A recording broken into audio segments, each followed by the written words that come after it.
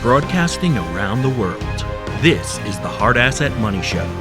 Your wealth, your money, your future. Serious talk about what's happening and how you profit. Hosted by Christian Briggs. Follow him on X at BMC_HAM. Live in 3, 2, 1.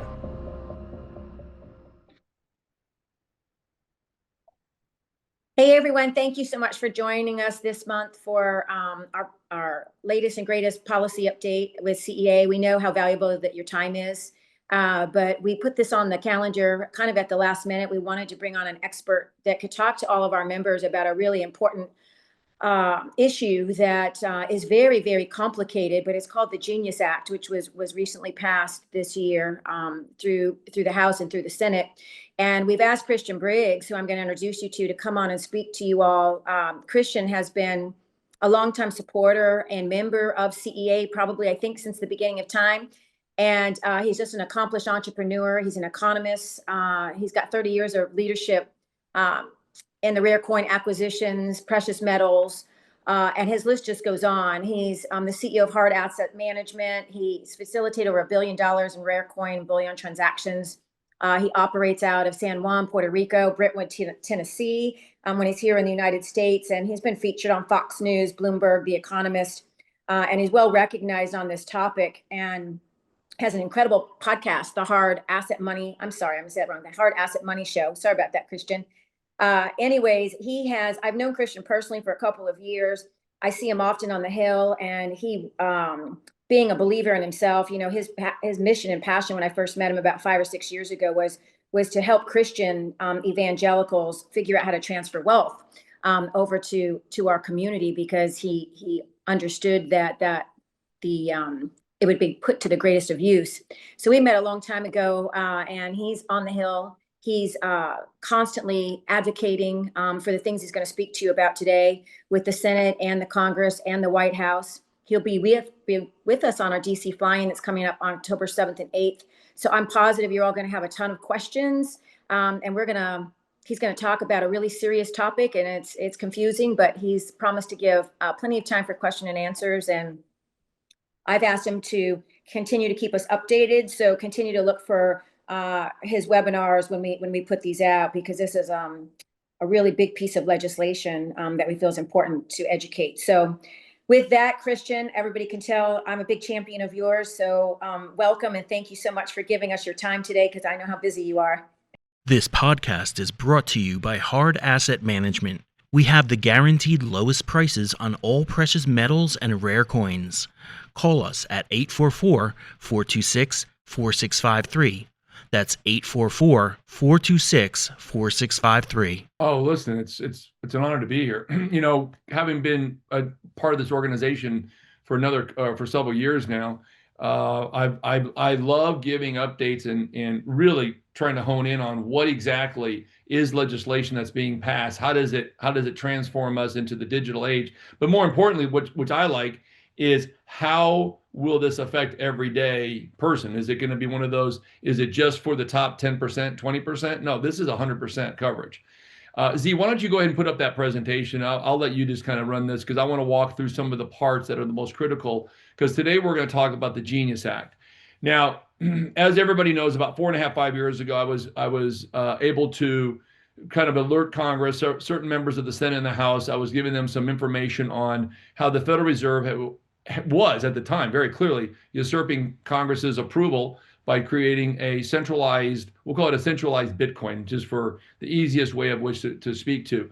Fast forward today, Trump, obviously in the way in which he's trying to transform us to be competitive in the world's global trade. And that's what it is. We're becoming now one unified global trading partners that are all systematically trying to vie for the usage of currency. China wants their yuan to be number one. Russia wants to be a part of that expansion of China's global trade partners over the last 30 years. And so we're having to kind of come from the back to try to lead from the front, because we've been a little bit more in the, I wouldn't say we've been lacking some of the growth in trading partners, but let's just say that we haven't been as proactive to make partnerships with various countries and nations in order to solidify the usage of the dollar and the dominance of the United States in every way, shape, or form on the economic basis. But we're playing catch up a little bit. But the Genius Act was created in order to be competitive in the next transformation of monetary policy, which is digital assets. And everybody comes to me and they say, okay, what's the Genius Act? Well, let's go to the next slide. And the Genius Act is really it's a good idea in lots of ways because it creates a competitive landscape so the dollar can remain dominant in everyday trading. That's the number one. There's an old saying, and you can go back hundreds of years, even to the Roman period, where they were a republic and then they were more of a dictatorship than republic again. And the Roman Empire was very simple. When they took the value of the currency down to zero, the empire will fail. And that's kind of what we're trying to not do, is let the empire fail through the reduction of usage of your currency, because your currency is your sovereign wealth. It holds the value of what that country is all about. If they think it's a good country with great opportunities, the currency is strong. If it's going to be a weak leadership and weakness within the economic viability of the country, the currency goes down. And that's kind of what we've had. There's no administration that can take the full blame. This all started with Nixon. So let's talk about, well, and by the way, the Nixon, because he took us off the gold standard, just for everybody, that was August 15th of 71. So what is stablecoins in the Genius Act? Number one question I get from some of the wealthiest, most prominent people in business is, Christian, what's a stablecoin? Well, I'm glad you asked. Cryptocurrencies are designed to maintain stable value because they're pegged and they're not going to be as free floating like Bitcoin. Bitcoin it's a store of value that has unbelievable amounts of range of value because it's about supply, it's about demand at that particular moment. This is a little different.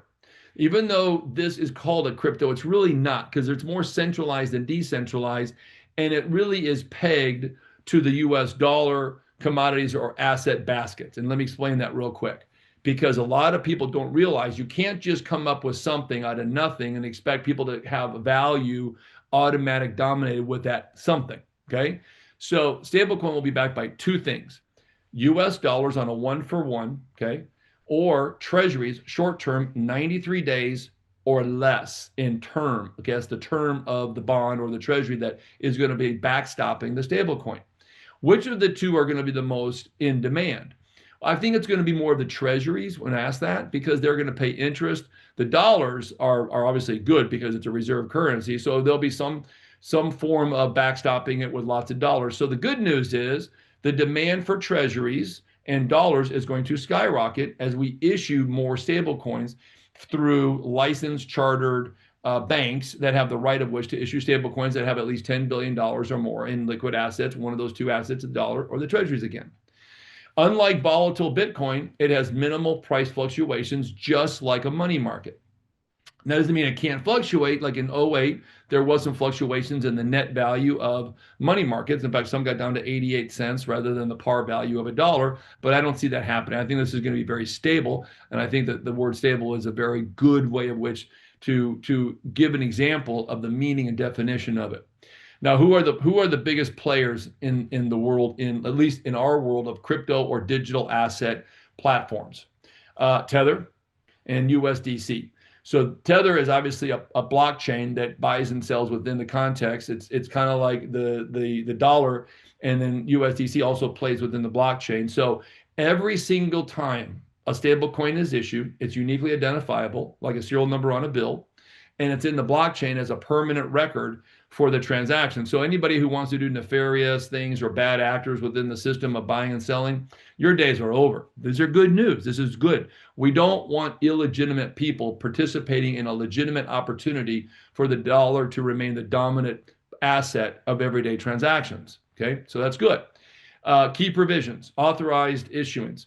Only regulated entities can issue stable coins, and those people have to have what I would call it a bank charter, bank license. It's a specific type of charter license that would be allowable under the current Genius Act laws that said, oh, you meet or exceed the minimum viability of 10 billion or more. And that may change. That could go to 5, it could go to 50, who knows? But for right now, I think it's $10 billion or greater.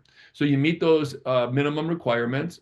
God bless you. Knock yourself out. Let's go have fun issuing stable coins. Again, I think the majority, which is good for short-term interest rates that possibly come down, will be the buying of treasuries. So this could be a huge play on, again, people in demand for treasuries. Again, we're looking at very positive things here, but we also got to look at the other side, which we'll get to. Full backing requirements, obviously must be backed one by U.S. Treasuries or U.S. dollars. That's good. Profit structure. Issuers retain interest, holders bear risk. Now, yes, again, there might be fluctuations in stablecoin values, and it does happen 99 cents, 98 cents, but for the most part, it's relatively secure because short-term treasuries don't really have the massive volatility that long-terms may have. So that's good. And again, it's not a perfect science, but we're getting to a point where over time this will evolve better and better and better. So I like all this. Monitoring systems, fabulous. Okay. Again, I'm giving you the positives here because we want this thing to be viable on a global basis, not just a domestic basis.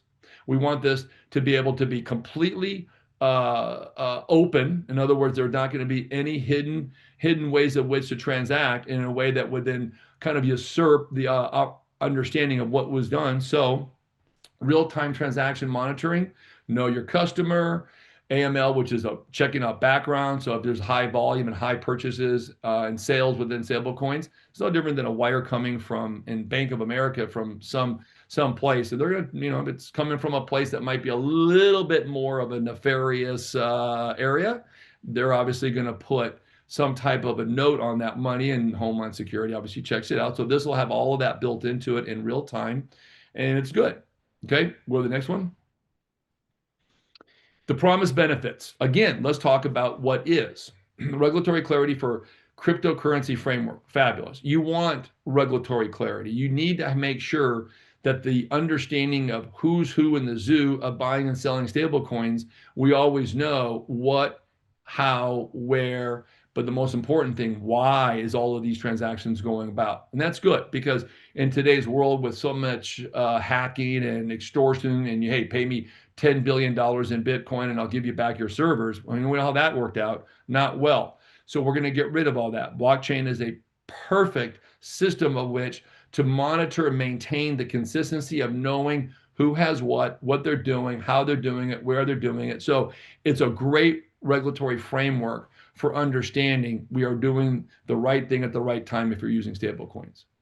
And this is where it's also good. Positions US dollars as dominant force in digital transaction. No question. The question, though, is will the dominance maintain itself consistently against the digital yuan, both Hong Kong as well as China, which obviously have two different types of currencies, the Hong Kong dollar and the RMB. They do trade in a lot of ways in different methods, madness, I call it, because one's communist, one's more mainland capitalist, quasi-communist in Hong Kong lately. But you do have both stable coins being issued, and there is obviously a lot of talk about how will they backstop them. How would China do it? How would Hong Kong do it? Well, you've got China now with bonds, and which just came out, which gives more usage and value to the proposition of the digital yuan, as well as gold. China is no secret that the central banks around the world, including China, has been buying a lot of gold on the understanding that that'll backstop some portion or all of the stable coin that they issue. That number remains to be seen. It's more fluid, but I do believe that that's going to be a big part of China and the BRICS trying to dominate localized transactions in their currencies, with the lead currency meaning the digital yuan, the Chinese Communist Party's one. Eliminates $40 wire fees. Yay. Oh my gosh. If you send wires out domestic, it's 35. And if it's foreign, it's 40. I mean, you can rack up so much. We do business in Europe on a lot of stuff, and racking up those fees, thousands and thousands of dollars a year. And not only that, it's inefficient. SWIFT is inefficient, even though they're upgrading it. The efficiency is going to be blockchain. It's like boom, boom, boom. There it is. No fee, or it's going to be negligible fee. Supports $37 trillion US debt market with new liquidity. Absolutely correct. No question. It creates a demand for short-term treasuries, which could then bring those yields down. Okay, so again, we're looking at the key things that support the Genius Act. Other thing, key advantages. How does this not just maintain an equalization of playing field in the global trade world against other currencies that are going to try to be more dominant, both on a localized level and a global level? Haha, I'm glad you asked. Transactions efficiency and global remittance.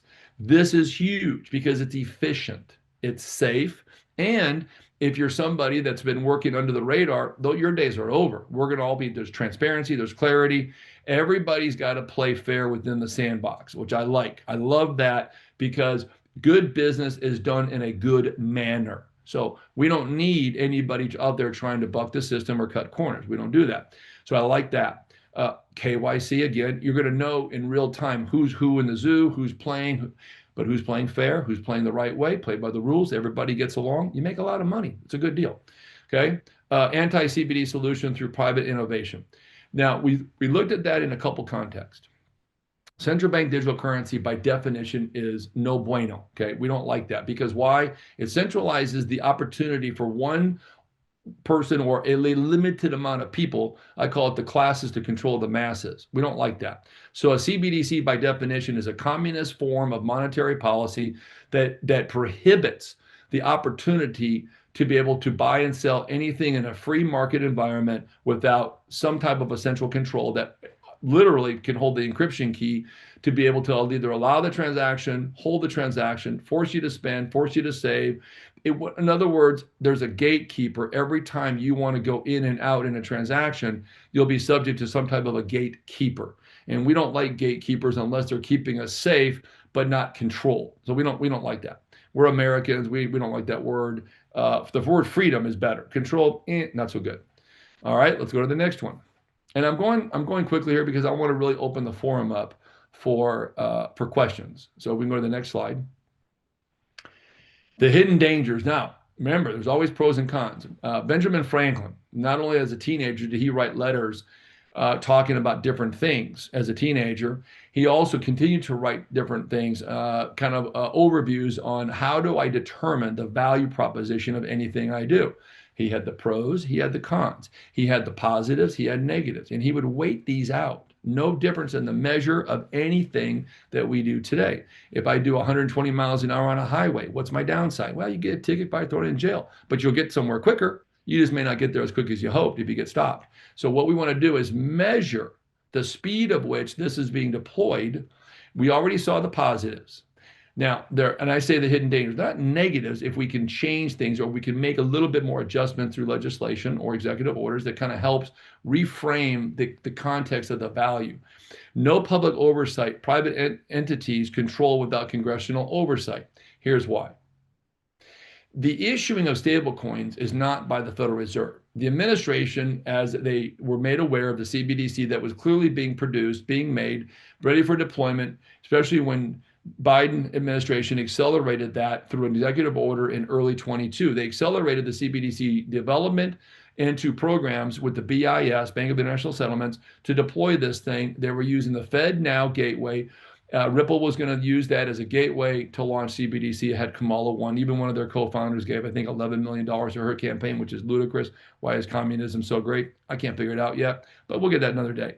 So the only downside in this one little area, there's a few others we can talk about this, is that the oversight has been given and gone from regulatory, and it's not an agency, I thought it was not an agency, but certainly it's got oversight to corporations, and then they will be able to dictate policy in some way, shape, or form. And so the due process has been eliminated or minimized in order to be able to go from a government oversight of issuing of dollars, the Federal Reserve, to a digital algorithm or a digital form of value to corporations. And in our due diligence, we looked at this and we said, okay, how do we know those corporations are going to work within the context of fairness? How do we know that some guy who runs a corporation doesn't get pissed off at some guy that happens to have an account there and he's the one that's issuing the stable coins and he just says, you know what, I just don't like this guy, I'm going to turn his money off. So they could, with little or no notice in some cases, they could enable the account to work. And now what are you going to do if you've got $10,000 in there and you got to pay bills? Well, I don't know. There's no currency of paper. There's no way in which to pay the bills, because once we go digital, you're not going to go back. It's the way it is. So monetary control shift, okay? It controls transfers from the Federal Reserve to profit-driven private entities. Okay, when you private U.S. monetary liquidity, then you got to make sure that the people of which that pull those levers, okay, on, off, are not incentivized to do something in such a way that would be detrimental to the account holder or the country as a whole, because then you're going to start saying all of a sudden people are like, wait a second, I didn't do anything wrong. All of a sudden my money got turned off. And if you think that can't happen, let's go talk about Bank of America, Wells Fargo over the last 4 or 5 years that turned off President Trump's accounts and even his son. Okay. So don't say it can't happen, because it did happen. And I've been able to share documents and emails, and Margaret, you've seen this, where I can clearly show you that there was work that was done when the FBI requested this stuff. Bank of America says, sure, we're not only going to surveil those accounts, we'll close those accounts if you want, without any due process. So the system is not built in order to create a fairness of due process. So those are things we can fix. We can fix this stuff. Again, we always want to know where the potholes is before we run over them. Not that where the road is great, because it doesn't need fixing. So digital surveillance and infrastructure. Here's another thing. Data collection. Boom.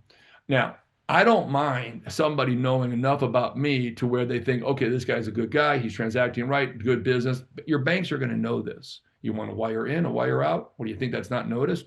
You deposit a check, they're going to notice. So there's nothing wrong with oversight in regulatory environments. You just got to make sure that it doesn't turn into a Gotham City. Okay, and I say that. The system integrates advanced AI platform like Palantir's Gotham City, and Foundry to create comprehensive surveillance capabilities. Now, it all sounds a little scary there. Ooh, surveillance. You're being surveilled now. Go use Venmo. What do you think, that doesn't integrate to the IRS? It's okay. You're not going to be put onto the watch list unless there's a keyword or certain something that creates an automatic red flag. So as long as the surveillance is minimized to just certain things, fine. I want our world to be safer. I want everybody to live in a world where you can go out at 2 a.m. down the streets. We can't do it in Chicago or New York, and thank God Trump's doing what he's doing. But until those days are around in the way the monetary works, you've got to make sure that the people that are surveilling are not nefarious, bad actors or whatever, and that needs to be addressed. Identity tracking, digital ID. Every transaction is tethered to a digital ID and programmable transaction without oversight. Okay. There's a lot of value there in what I'm trying to propose, is that as we shift more emphasis on regulatory authority and oversight to make the penalties not from the person transacting. The penalties real fast. We'll turn your money off. Boom. But rather some oversight that says, whoa. We have oversight in every form of regulatory abundance in the United States. We have abundance of regulatory authority, but make sure that the authority is clearly designed to make sure that the people that are regulating the stablecoin issuing, monitoring the transactions, are being regulated to the point where it's like, hey, maintain the consistency of freedom, privacy to the level that people still feel good. Otherwise, they're going to start trading beads, gold, and silver, because if they feel that they're being put into a digital prison, that's not going to work. So we recommend that there'll be some authority that says due process is still enabled even in a private corporation transaction. Changing definitions of concerning behavior in each administration, with each administration. You tell me what's concerning behavior. Okay, some guy buys a $2,500 gun. Oh, and people are like, oh, that can't happen. Bank of America was systematically sending to the FBI every transaction. Do you want to go to Bass Pro Shop? Good luck. They were monitoring any and all transactions by anybody that was spending over $2,500 for guns and ammo, sending that information directly to the FBI. Why? No laws were broken, because that's what that administration, the Biden administration, was looking for. So we know that they can exceed the level of constitutional rights that they have and exceed that and just break them altogether. So we're saying, let's have more oversight and minimizing and defining what is concerning behavior. You got to define it. It's too broad. Okay. Bass Pro Shops, Virtual 2,500, conservative donations, rally attendance. How'd that work out for those January 6 people that were there to support Donald J. Trump, who was the rightful winner of the 2020 election and was taken away through criminal activities? But yet, who got surveilled? The Trump supporters. 99% of them were there with goodwill, good intentions, love for the country, love for the president. And guess what happened? they got surveilled. And a lot of them got arrested just for standing there. Okay, digital payment statistics. People have asked me, do you really think we're going to go full digital? And I'm like, we're already there. Okay. A credit card is a digital. Okay. Think about this. So 89 or 86.9% of US payments are already digital in 4, 94.1, 27.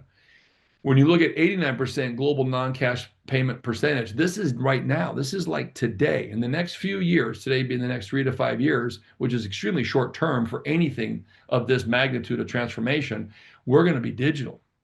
Cash won't be outlawed. No, they're making it useless. The idea is to make it toxic. The administration wants to transform us from currency to digital, get rid of the Federal Reserve, which in my mind was a great idea because I don't know why we ever needed it in the first place, a bunch of people privately held. So we're transforming into a positive motivation and reasoning why to compete on the global, to keep the dollar dominant. But we must also understand that the parts of which that there may be lacking some measure that we need to address is in this page. Next one, please.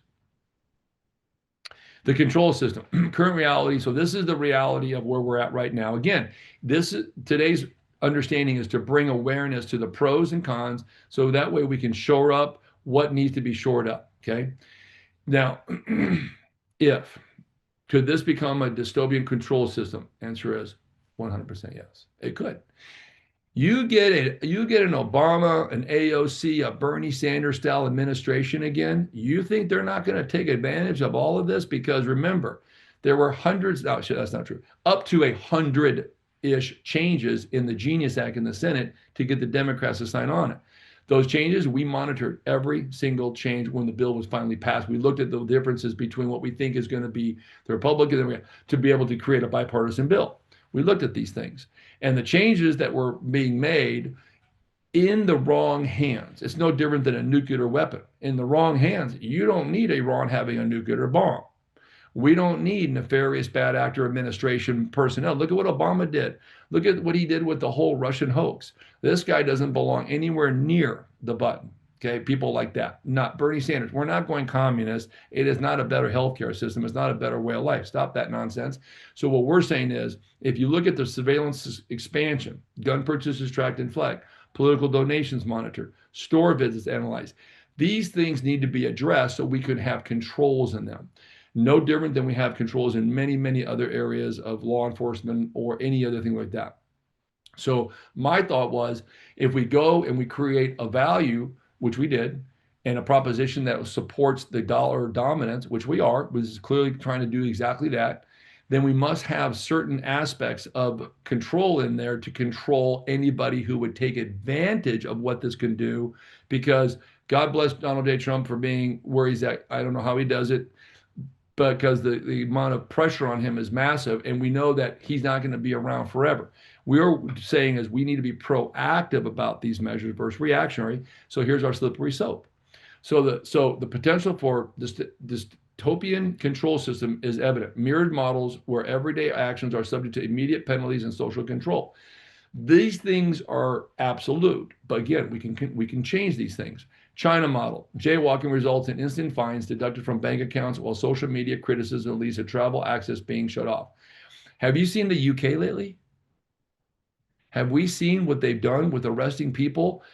Thought prayers in front of abortion clinics. You're going to jail. They arrested this 83 or 85-year-old completely handicapped grandmother. I saw it yesterday in the UK because she said something that hurt the feelings of one person or something. We're getting to the point where tolerance is intolerance. And so we're now going to be subject to any word that could be misunderstood or miscommunicated. I read something about a year ago, and I kind of believe it now, that 90% of texts that are sent are not 100% understood in the communication value and defining of what those words meant. 9 out of 10 times basically means I didn't understand exactly what you're saying, could be misunderstood, and that could be a bad thing. Restricted purchase lists. Purchase restrictions based on social credit scores shaping future behavior through systematic fear. No kidding. They're doing that in China. They're doing it in lots of parts of the world, UK, Europe. So we need to make sure that we have systems in check that would minimize overzealous ways of which to penalize people in a non-confrontation or just non-bad environment. They didn't mean it like that. Okay, it may have been a joke. So we got to watch that slippery slope, like the red flag laws. Two people married 20 years, all of a sudden they get divorced. One says the other is crazy. One says the other one's crazy. They've got guns. Next thing you know, guns are gone. They're in jail for psychiatric treatment. Who knows? Sometimes the words which we speak are not accurate in the way of which we want them to be understood. So we've got to have some type of controls in there that give due process. Let's try to do like the behavioral control. That's what China does. There's been a lot of propaganda with China saying, oh no, China's a free country. It has, yes, we have policies that do this and that. Listen, Jack Ma would argue against that real fast of Alibaba. He spent 2 years in a reconditioning camp, and it wasn't a spa like you're going over here to Blackberry or Blueberry that's placed in Tennessee. I hear it's gorgeous. It ain't like that.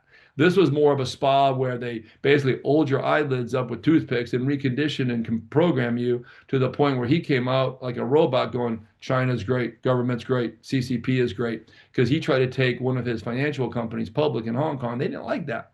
So they had to come to Jesus talk, but in a different way. Jesus wasn't the primary person they were talking about. They were talking more about the CCP. So we need to make sure that we are not putting in people that then would, again, be able to have the ability, the authority, or the opportunity to minimize change control. Again, these are just simple things. This is not like complicated. Health mandates. I don't know who out there can remember, but 5 years ago, where were we? Seems like 100 years ago already, right? Health compliance linked to access limitations, system creating comprehensive behavioral modification. Vaccine. Remember when Biden said, if you don't get the vaccine, you're going to die. Well, I didn't get the vaccine and I'm still here. This is not AI. I'm not a clone grown in a petri dish. This is the real deal. So if you want all of these things that benefit from the Genius Act, we got to remember there's always a reaction to an action, and the reaction has to be addressed today. While Trump, who is praying more than any president in history, I mean, I'm reading more things and hearing more things that are so positive about this administration, but we've just got to make sure that we put in these simple controls to be able to maintain the consistency of what the Genius Act was wanting and trying to be. Next one, please. I think there's one more. Is there one more slide? Yeah. So again, it goes back to spiritual practical solutions. We have to remember the entire Bible is true, not just the parts we want to believe. So my thing is that we build something before the public gets all up in arms on this, and they say, oh, they froze my money. You know what asset forfeiture laws are? Do you have any understanding? About $8 billion a year is taken where no crime has been committed. So don't ever say it can't be done, because it's done every day. Local law enforcement or other areas of which enforce certain things, find 20,000 or 50,000 in somebody's person on a plane where they're just staying on domestic flights or driving. There's tons of times you're going to go buy a car or a tractor or anything, and the guy's not going to take your personal check. It's not going to happen. So that is a perfect example. We just got to limit things of which that would give somebody the power, because power is intoxicating. Power is one of the ultimate things that God always says. I'm the power. You do what I ask you to do. My power kind of goes to you to do the things of which I want to get done. Perfect. Sounds great. But sometimes we're kind of like, well, God, I think I know a lot too. I think I need to do this. And sometimes you're working outside the sandbox of what is to be done. So what we're saying is, let's go in practical terms, just simple practical terms. Let's do things that would allow people to have the level of comfort of usage. So you have adoption and then consumption, okay? And then all of a sudden it becomes a great product. The proposition of the Genius Act's original intent, which was to increase the dollar dominance, decrease deficit spending, lower the debt. We back it with gold, which we're probably going to, or we should be stablecoin backed by gold or treasuries backed by gold, which I've been a fan for 5 years. I've been sending Congress saying, look at the gold they're buying. Look at the gold they're buying. Let's do this. And limit the amount of invasion of privacy or the opportunity to control the masses by a handful of people for no other reason, because they can without due process. So today, what I wanted to do, and I'll take some questions now, Margaret, so we can open it up, was to say, here's the pros. Here's not really the cons, because it's not bad. It's just bad if we don't do something about it. It's like stage 1 cancer. Most times, 99% of the time, you can clean it up, cure it, get rid of it. But if you let it go too long, orange juice ain't going to save you. Now you're in stage 4. And that's kind of what I'm trying to say today. So I can open it up with questions, let the powers that be. Wonderful, Christian. Talk about this topic, showing elections have really bad consequences. That's the first thing that came to my mind. I mean, we all hear this and we know this, but there's so much there. I have a lot of questions coming in. I'm just curious for myself, because you have shown us quite a few solutions. Do we have a champion on the Hill that will work with us on these issues, these resolutions that you have to the Genius Act, or do we still have some work to do on that? I think that you have members of Congress that are trying to champion this in whatever way they can as a minority coalition, maybe. I think that you and I can talk more about this and try to push this as a top priority. Because look, once you go into and this is a centralized system, make no mistake about it. This isn't, in order to be able to have any understanding of who's who in the transactional, okay, from the buyer, the seller, and vice versa, you had to have some centralized systems that can survey that. So it is a centralized system. So what we need to do is to put together a real good read on, okay, this is going to be the way of which to make the Genius Act more powerful, more successful, and still give every reasoning why we need to keep it. But we're going to put some of the stuff of which that could get out of hand into the context of boom, there it is. We got it contained. We got parameters on it. We got borders on it. And so right now, I don't know of any outside a few members that are trying to push a little bit more toward this, because there's other obviously big topics coming up in legislation and things like that.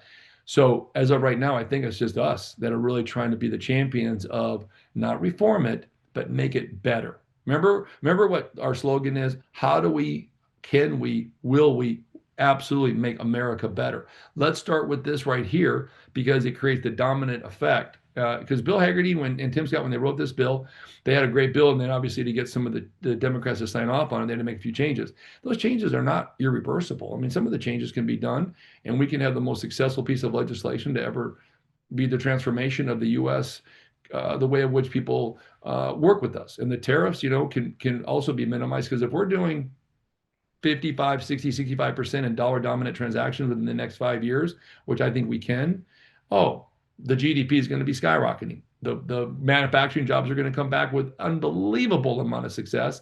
And then every part of the agenda, the White House's agenda, will be a real measure of ultimate success that'll be long-term. But again, if we don't do it now, you're going to allow corporations to dictate policy, and they will, because the oversight, even though there's some there's not enough that gives the level of protection and confidence I think that the American people need right now. The Hard Asset Money Show will be right back after a word from our sponsor. In uncertain times, the smartest money doesn't sit in the stock market, it holds weight. The price of gold has surpassed $3,300 per ounce, up from $1,800 just last year. Silver is currently around $37 an ounce, a 102% increase from roughly $18 5 years ago. Gold is up, silver is rising, but rare coins, they're outperforming both. The Rare Coin Index recently hit 760, just shy of its all-time high of 767 from June 2024. These aren't guesses, these are hammer prices, public auctions, real money, real results. Follow on X at BMC_HAM for all news and the latest developments. We thank you for coming to DC with us so we can use your brain. Clearly you're an expert on this, right? So being able to, support your initiative, having you come and represent our members, that's a wonderful thing. We have a question from Al. How do you buy and trade stable currency? He says this is a simple question.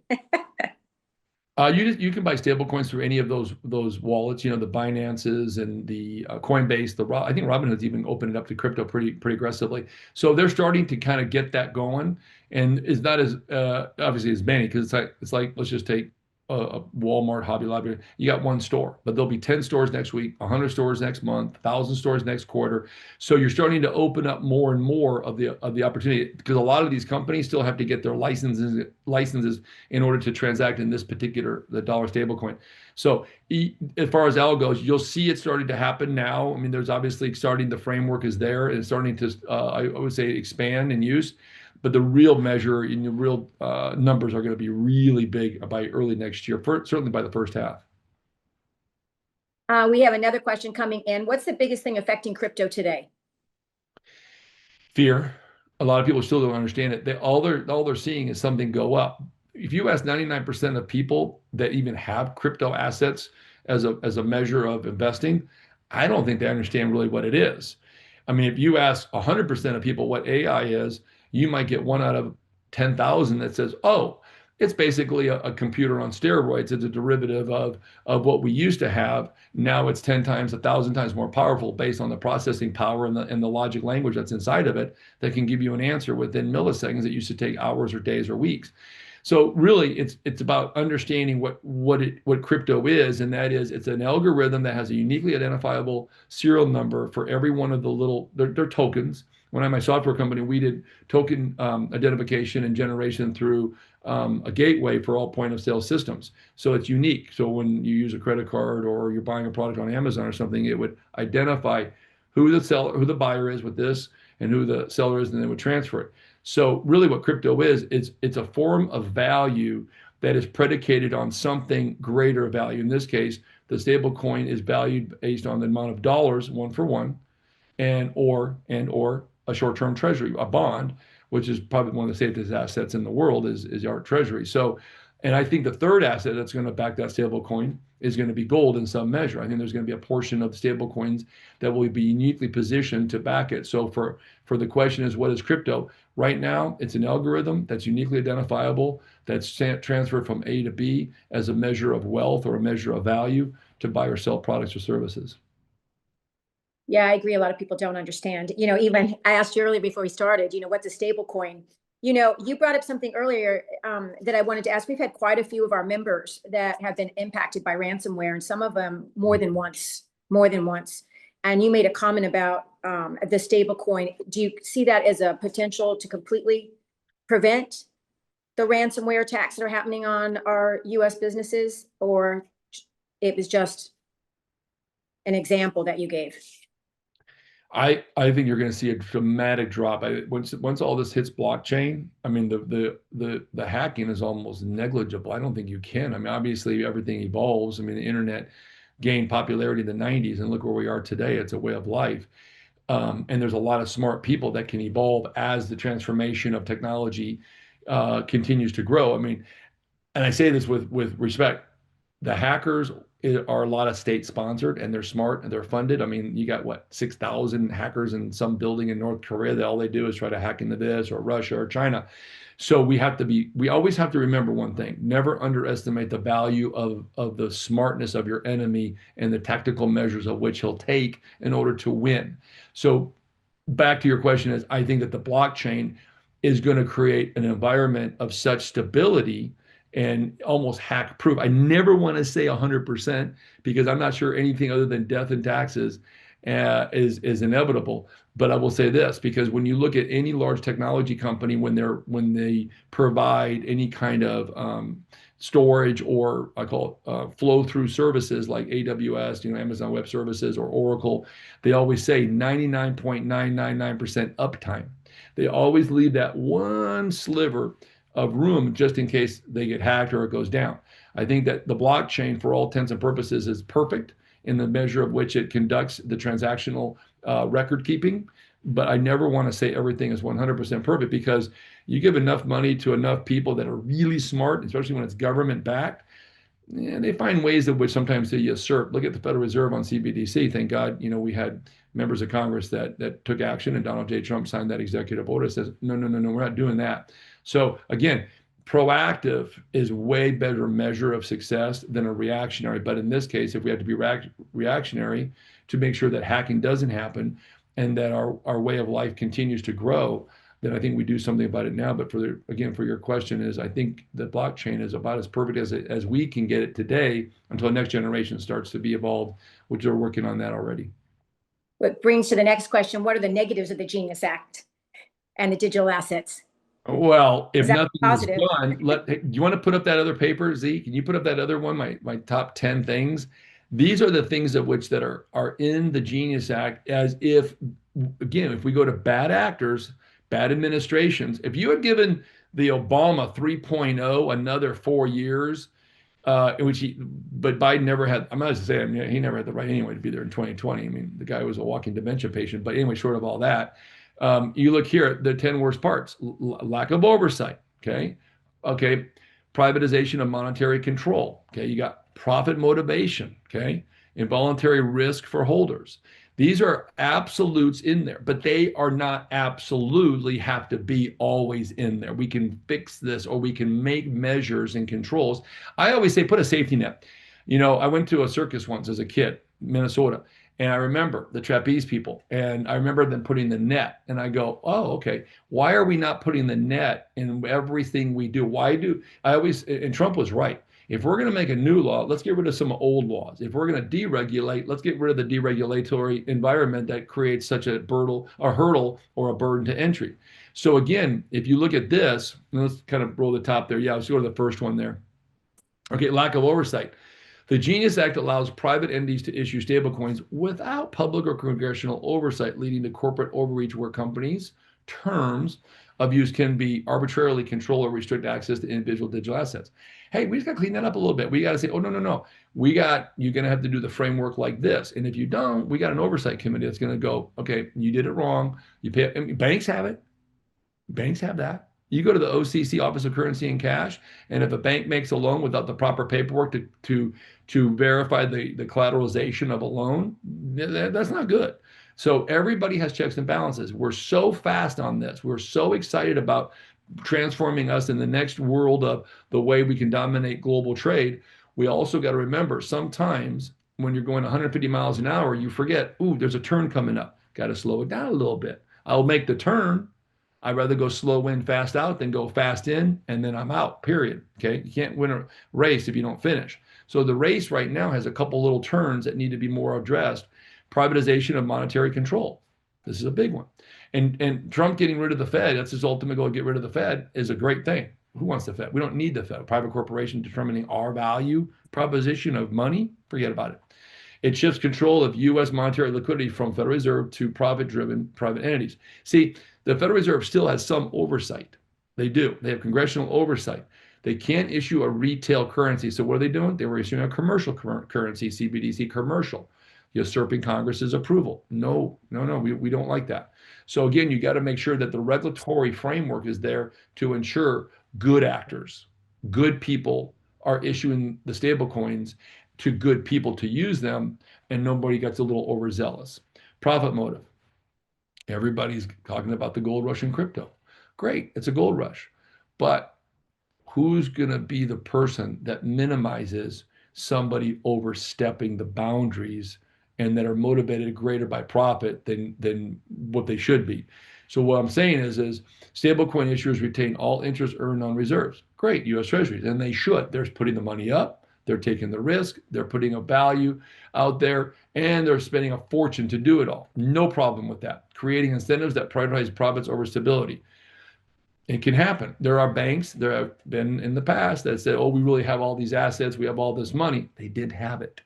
So again, we've got to be a little more conscious about, do they have everything, and monitor them in real time, and blockchain does give us that ability, but there can still be some motivation there that, involuntary risk for holders. Okay. So again, it goes back to the same thing. Will we be subject to the losses? I remember in 2008, there was a few money markets that dipped to 88 cents. And if you had cashed out at that moment, you lost 12% or 12 cents per dollar of your money, and it happened. So like I always said, whatever you think can't happen, the theory of chaos is whatever does happen was inevitable. Inevitability can be changed provided you're proactive versus reactionary inevitability. Advanced digital surveillance. No joke. This is no joke. Oh, I'm going to log in and I'm going to watch in real time Margaret, I'm going to watch you in real time. You bought the stable coin through me. I hold your money. I'm your wallet, and I'm going to watch you buy stuff. Why? Why do we have all of these things? Because we need to make sure that bad people aren't doing bad things. No problem with that. I have no problems with anybody who wants to usurp or cut corners, having accountability being held against them in the way of which they acted. So again, we got to make sure that the CBDC rules don't apply here. Okay, we're trying to lessen the effects of a CBDC, but increase the value proposition of digital assets in all transactions. So again, we got to put rules there. Mandatory identity and transaction tracking. Well, at any bank, but we can make it to where you're not asking our favorite color, our shoe size, and what our plans are for the future. I mean, it gets to be too much. There's almost too much. So you don't need to know that I'm going to get a haircut on Thursday. You don't need to know my favorite color is blue. You don't need to know these things. I love red from a political standpoint, for the record, but I like blue. I think blue's great. I'm colorblind. Blue I can see kind of well as long as it's dark. So again, I go back to the same thing. Let's be practical. Let's just be practical. Think about your fellow citizen. Think about the position you're in an elected or appointed position. Are you putting the interest of the individual before the profits or the abuse that could take place of issuers or people of which that have the ability to do this? Political abuse. Oh, I had somebody ask me the other day, do you think they'll use it against us? I'm like, oh, did they do that last year? The last administration, 24, 23, 22, 21? Did they do that to try to win an election with complete, I can't say B, I don't want to say, I'll just say BS, I don't want to use it. But yeah, they did. In 2020, they used a form of election method that usurped the will of the people. We know this. So don't say it can't happen, because it did in one of the biggest election frauds in history. Debt dependency cycle. This is another thing. Now, I want to bring this up because this is math. This is my forte. So right now we're at about almost 37.5. We're almost at 0.5 now on the debt. We had a 40 basis point increase Sunday night, 40 basis points. We went from 123.43 to 123.83 in the debt to GDP ratios. That was a big chunk. That was a big one. But we also went up about $100 billion in revenues within a very short period of time through the tariffs. So that was pretty good. So the revenues are tracking about 5.4, 5.5 right now, trillion, and the debt, though, is increasing disproportionately. So we're still seeing a cycle where as more stable coins are being issued, then you have to increase the debt that's being issued by the Treasury because they're all short term.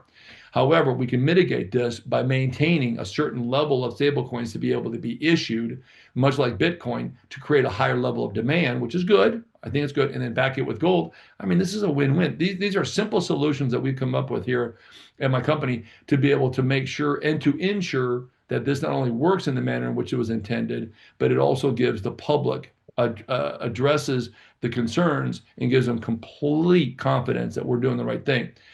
Push toward a cashless society. It is no secret that the world wants a cashless society. You go to the BIS, Bank of International Settlements, these people are so bad, and their intent is so ill will to be able to control everything about what we do. We just got to remember, we're going to be cashless. It's going to happen. We're kind of there now. So if we put the safeguards in place today, we don't have to worry about tomorrow's next election. See, that's the key. It's not today that I worry about. We have good people in high places in government right now, but we have bad people that would love to replace those good people and then do nefarious bad things. And that's what we're trying to say is, let's keep this thing in the context of, you can't.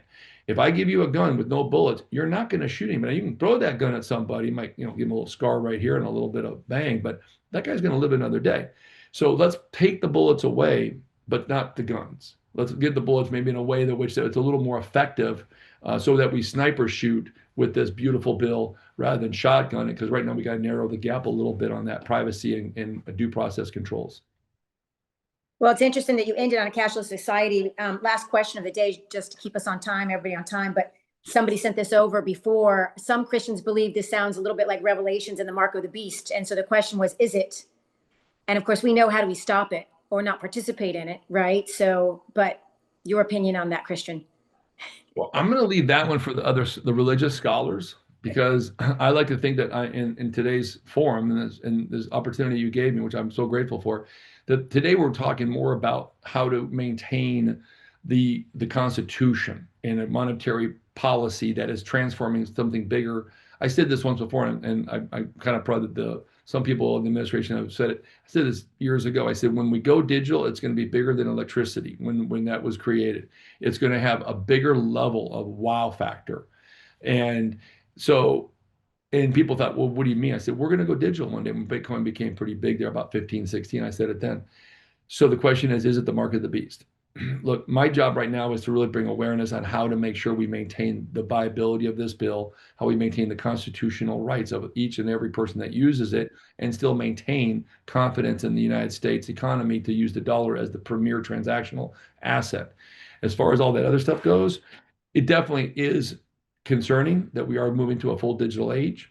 But again, remember, the Bible is perfect, okay? Whatever happens was inevitable. But for today, let's worry about what we need to do immediately to ensure that our way of life has consistently been put to the test and that we don't have to lose sleep on if we don't win an election we want, if we don't get that person in the White House or in Congress or in a position of power, so our kids and grandkids don't have to worry about that. So that's what today's was all about.